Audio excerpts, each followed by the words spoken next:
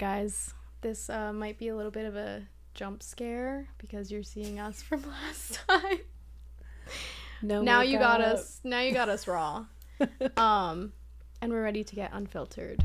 So, today's topic, well, this week's topic is going to be being a girl's girl, which we decided to bring up because Chrissy and I started off on completely different pages. Yeah. And then we realized everyone kind of has their own opinion.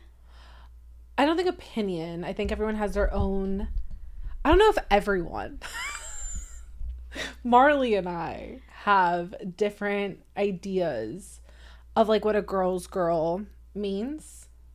Yes, but I will say I spoke about this with other people and I got mixed. Some of them were on your side initially and some on my side. So kind of to give you guys the backstory, we started off setting up an event at Ash and Honey, Chrissy's salon, and it was all girls coming to this event. And I said, I am not a girl's girl. Like, we're going to host this. I can't wait to meet these girls, but this is not something I'm used to because I'm not a girl's girl. And that was a trigger for Chrissy. It pissed me the fuck off.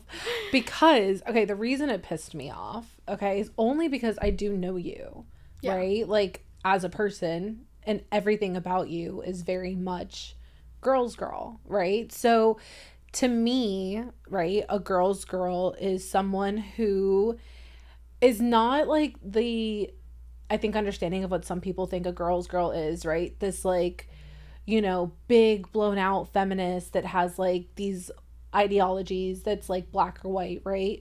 My version of a girl's girl is someone who is like, you know, down to like support other women, to like bring other women up, to be there as like a cheerleader for other women, to be a shoulder to lean on, a support system, whether it's someone that like you're in business with or just a friend in general.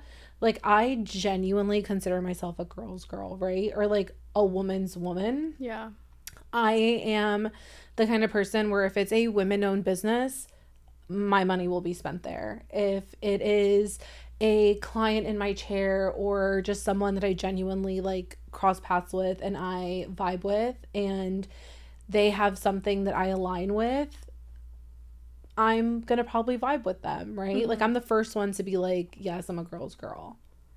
To me, going into it, like, I did not see myself as a girl's girl because the definition in my head is someone that surrounds themselves with women all the time. And I feel like I do, for the most part, like, majority of my clients with social media management are women-owned businesses. Like, I've connected with them the best. We've worked together the best. And I do have, like, I have, my friends are girls, but I have a very small circle because of, I don't, like, if I'm at a friend's house and there's a group of guys and there's a group of girls, I seem to always have more stuff in common to hang out with the guys because the girls are gossiping, they're yapping, and that is just not me. Like, growing up, I always had more guy friends than girlfriends because they're just way less dramatic with things. Yeah. So that's why I was going into it, like, I'm not a girl's girl. But I think, like, the most pivoting point where I decided to take on that as, like, the definition and, like, how I represented myself is because I had not a good experience at all in a sorority. And that kind of set me off for, like, oh my gosh, like, get me out of, like, this house room full of girls. Like, not it at all. Marley. And I'm sure someone from my sorority is definitely gonna I'm listen sure they're to gonna hear this, but I hated it. You want to talk about bad experience with sorority? That could be its own episode. Yeah, I think it should be. I promise you, I top you. Like, it was, I don't know. I had a pretty pivotal moment on my way out of there. Marley, my letters were taken out of my closet and put on my bed with my pin without me knowing. It was bad. Dramatic trauma, can't even talk about it. Anyway, but I also for a really long time had a really bad idea of what a girl's girl was because of a very similar situation. Like, I did not consider myself a girl's girl. I also have a very tight-knit circle of like people in my life, right? I'm a firm believer that it's quality over quantity, right? And I also think that like segue into like the topic that we want to talk about today too, which is like, you don't have to be for everyone. No, not at all. That was a lesson that I learned later on in my 20s. I feel like you either learn it on like early on, or you learn it later in life. And my mom always used to say it to me, like, it's okay, Chrissy, you're like, you don't have to be for everyone. Like, that's not like a bad thing. But I am genuinely such a people person to her. Not even just like a people pleaser. I'm a people person. Like, you know how like you get home, your dog like greets you, like I feel like I'm the human version of that. Like, so you're extroverted. Yeah, like I just like love to be with people. I love to like talk, to have conversation.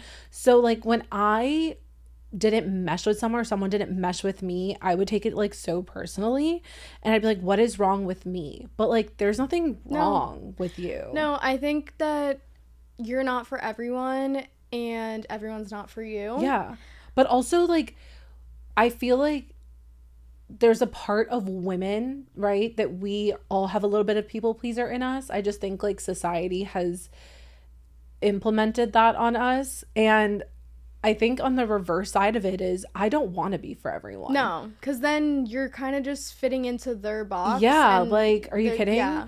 I had a friend's boyfriend one time. I was venting about something that happened to me with a friend, and like a separation that I was going through friend-wise.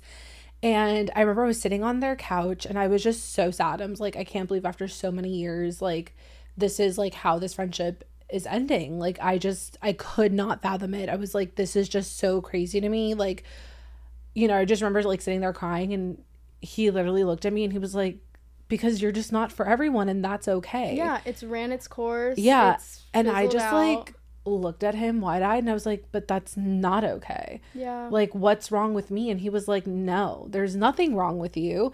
And he was like, and honestly, like, not everyone should be able to have this version of you that like we get to have. Yeah. And like, it's okay for something to die out, them not to see like the value in you anymore. Now you get to like move on and be selective with like who gets to have like all of you. And I was just like, huh.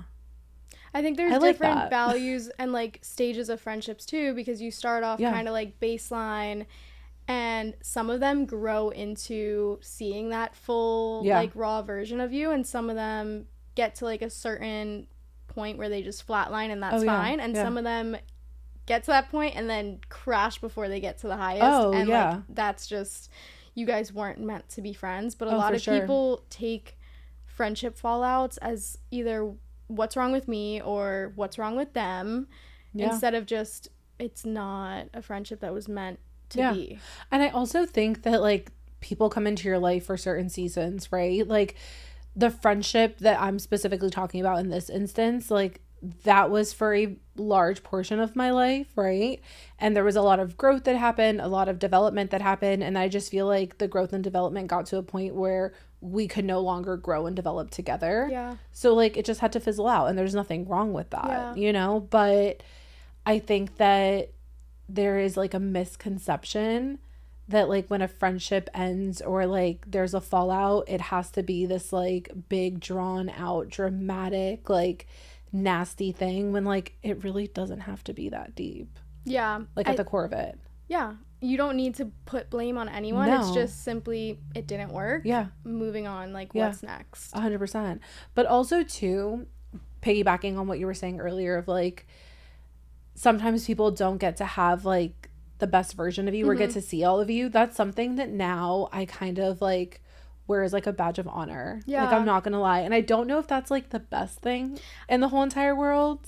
If you put up like a wall and you have absolutely no intention of ever breaking it down, it's bad. But not a wall.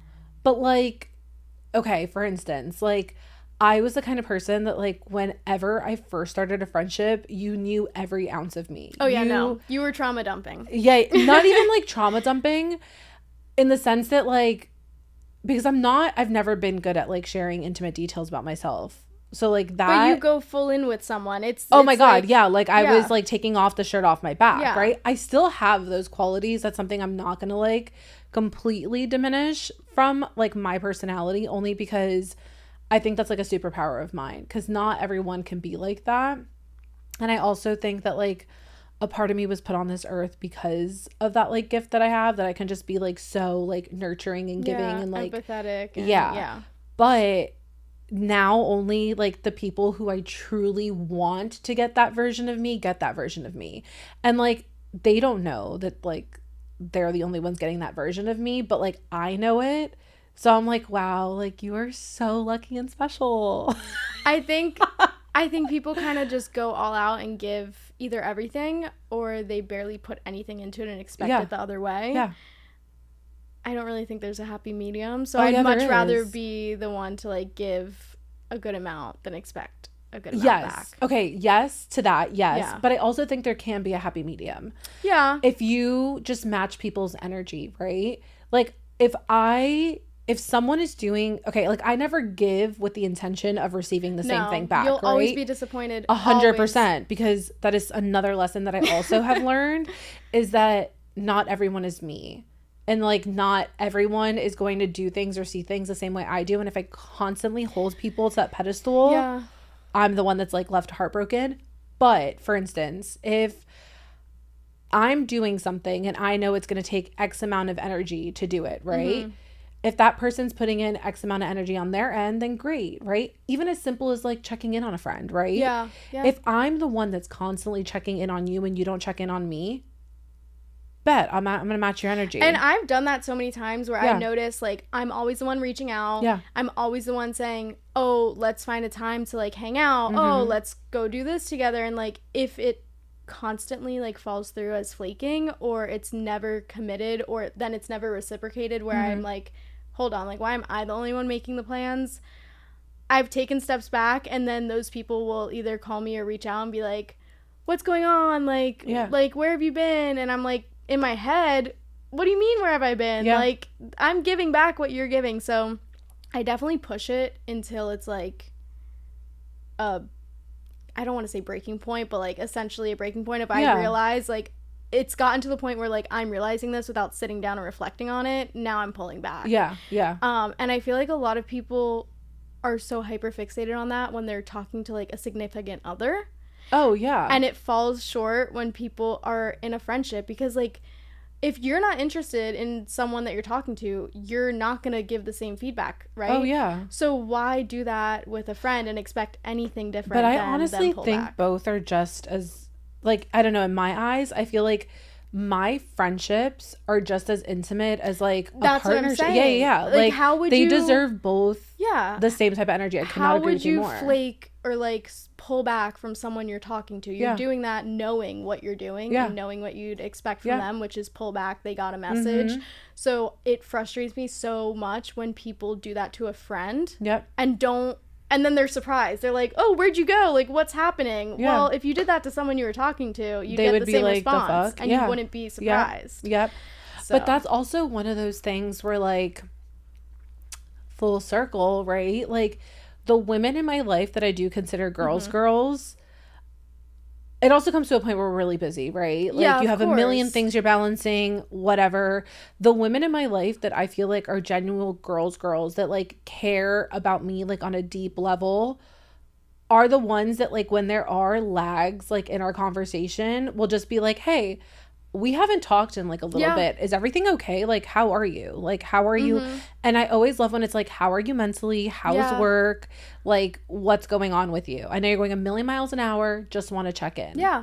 And there's no need to talk to a friend every single day or see them once a week. Like, there are friends of mine where we will go months without talking. Yep. They see I'm doing something and they just reach out. They're like, this is so amazing. Yep. We really need to find time to like hop on a call. Like, there's no expectations with a friendship, but there's common courtesy and energy that you give in. My absolute best friend, I've known her since we were like literally children. She lives like literally 10, maybe 7 minutes from my salon, but she has a full-time career. She has a partner. They have a kid. Like, I have my husband, I have my career. So like we don't get to spend nearly as much time as like I wish I got to spend with her, because she's literally like my favorite human. But when we do get together, it's like one of those things that like no time has passed. Like, and that's a true friend. 100%. There's zero expectation on either one of our ends. Like, I'm not mad at her if like she goes without answering my message. She's not mad at me if I go without answering her message. But it's like at a deep level of understanding, okay, like you're living your life, you're going through life. I'm your biggest cheerleader. I'm supporting you. Love you. Can't wait to hang out. Right?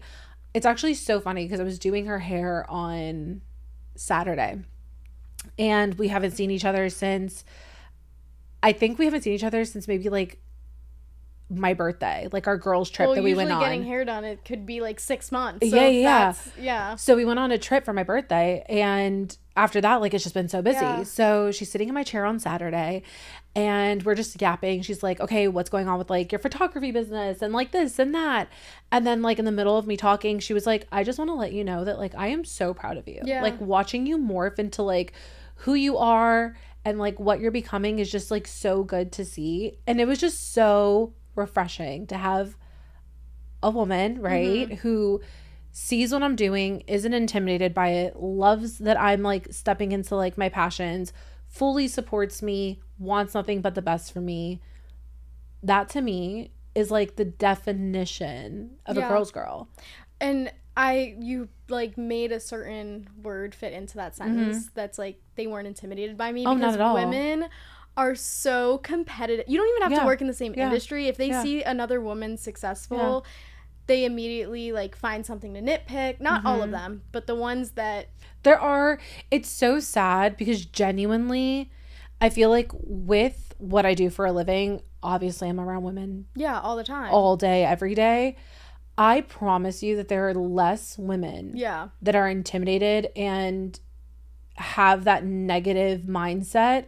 The thing is that it only takes one of those girls to give someone to PTSD. Really fuck you up, you know? And like, I could be so jaded, right? Especially when it comes to like businesses, right? And like me stepping into like working with other women, right? I went through something very traumatic and something that genuinely molded and changed me. But like, I didn't allow the one experience that I had with that woman change how I feel about women, right? Like, I just stepped into a new business venture with Marley and with another one of our friends, C, and I feel like I'm comfortable because there's such a mutual respect and understanding.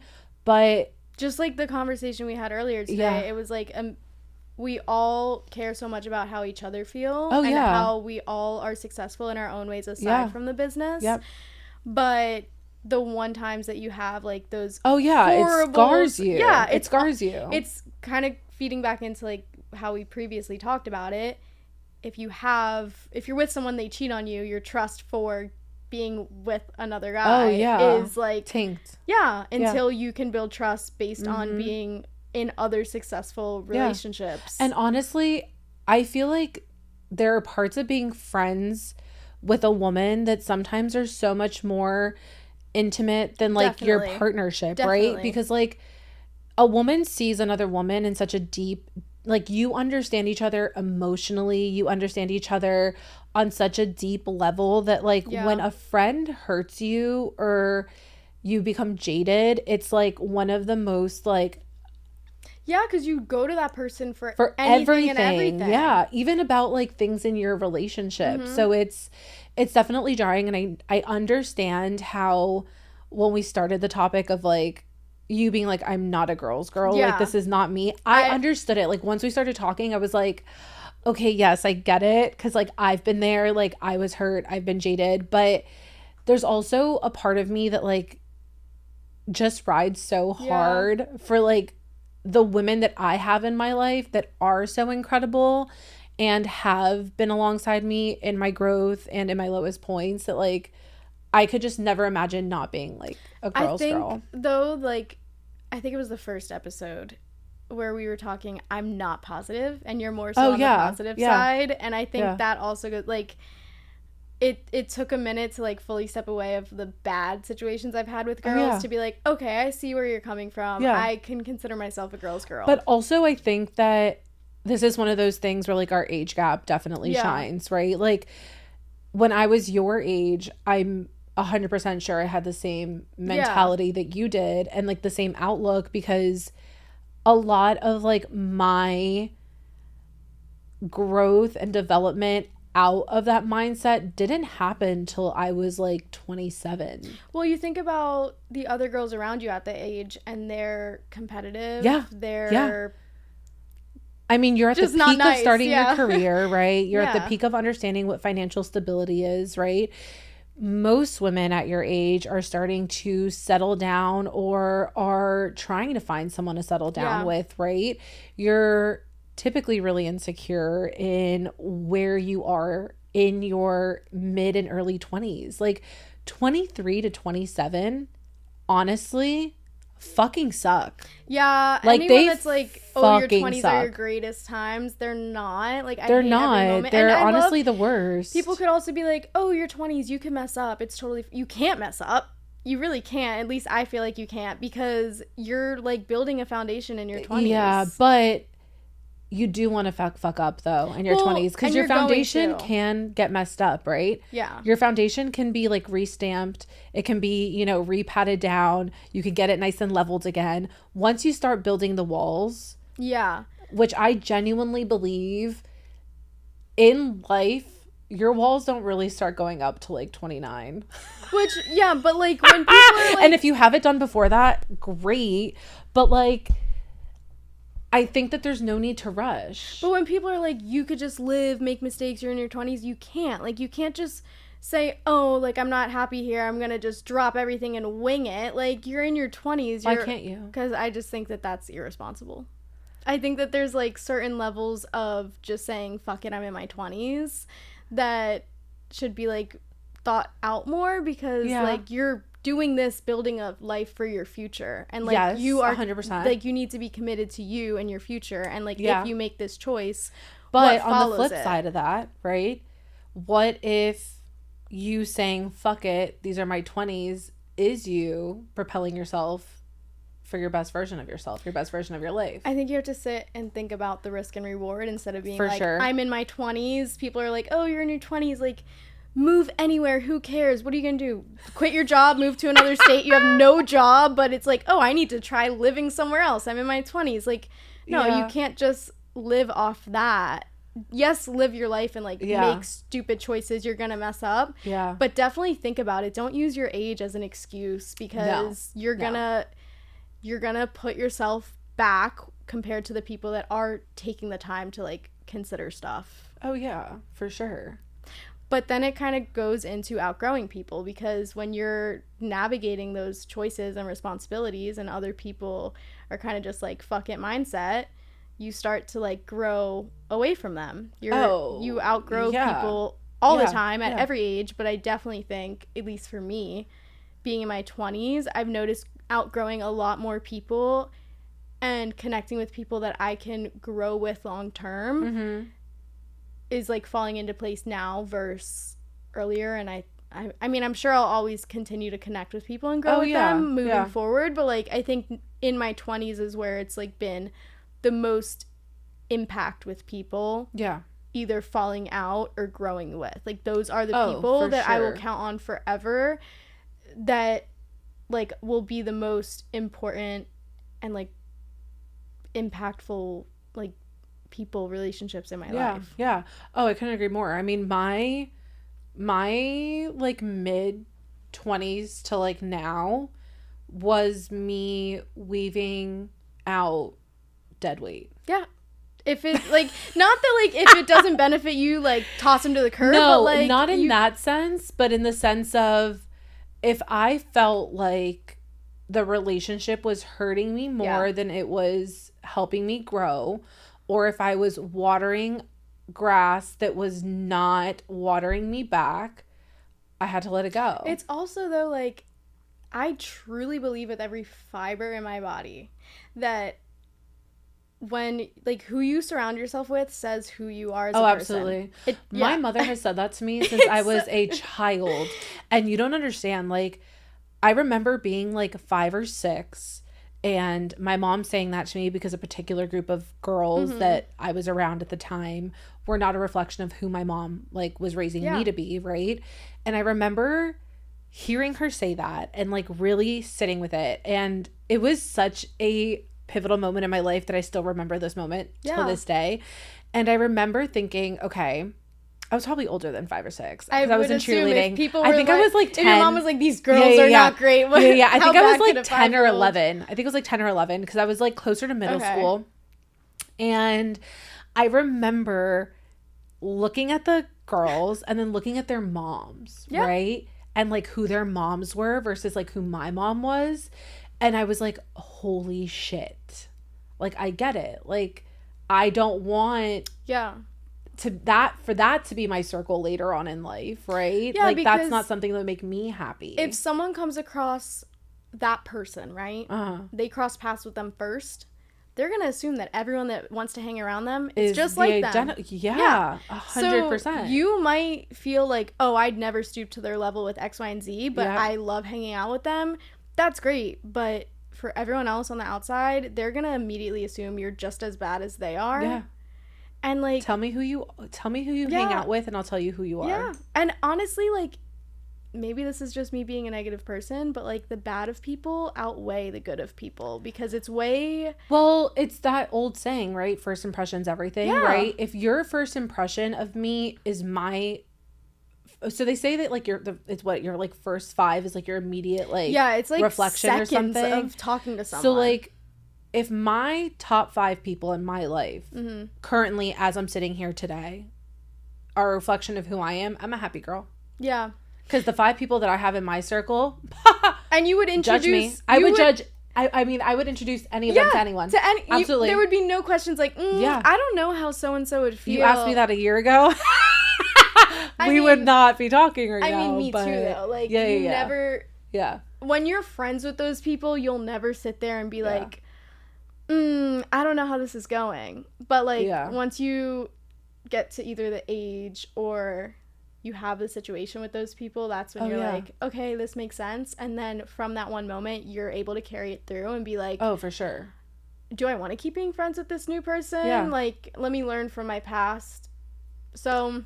I also think that that's like one of those things where you're like, when you were hesitant of like, I don't know if I'm a girl's girl, it can also go back to that of being like, okay, like, am I like judging too hard right now? Like, but I think that sometimes you have to.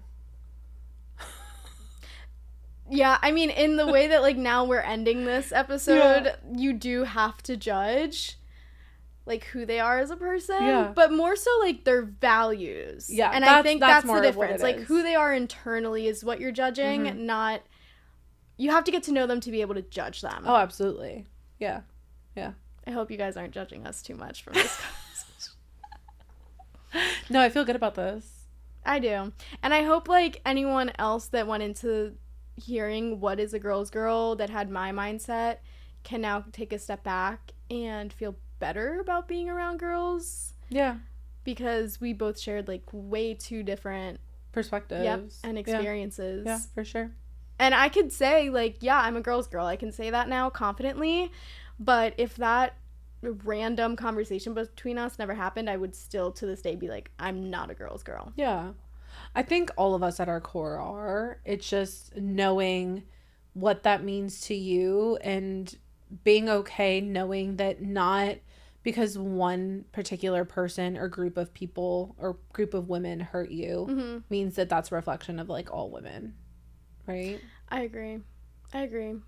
It's one rotten egg like kind of spoils the whole. Sadly, it does. Yeah, but like I honestly would not. I'm thankful that I have the mindset that I have now because the women that I have in my life now have got me through some of the hardest times that I've gone through. They've also healed me in so many ways from other wounds that I have from other like relationships that I have been in. So I'm thankful for like the women that I have in my corner, and I can't imagine like not having them. So if you're listening and you're at a point where you're like, I wish I had women like that in my corner, or I wish that I could have the same outlook that like Marley and Chrissy are having right now, I challenge you to put yourself out there and start having the kind of conversations that you want to cultivate with friends, right? Start doing things that you would want to do with other girls, right? And push yourself out of your comfort zone so that you can start cultivating a group of women that really tailor to like who you are and who you want to be, and are going to be your biggest cheerleaders because they value the same things you value. Yeah, I agree. And quality over quantity. Absolutely. Volumes. I'll take my 5 friends. I'll take 2. I don't even need 5. All right. I hope you guys loved this episode. And we will see you next week. Catch you on the next one. Bye.